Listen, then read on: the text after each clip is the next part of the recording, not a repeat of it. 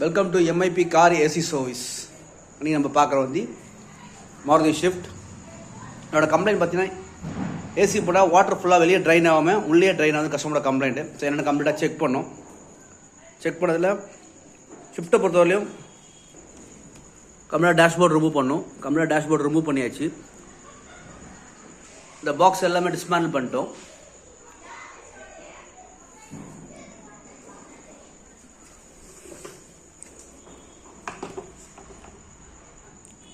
இதுதான் drain box. ஆக்சுவலாக என்ன கம்ப்ளைண்ட் பார்த்தீங்கன்னா இது பாருங்க, ட்ரைன் வாஸ் அந்த எலி கடிச்சு ஃபுல்லாக ட்ரைன் வாஷு கட் ஆயிடுச்சு. இது பாக்ஸு கடிச்சிடுச்சு.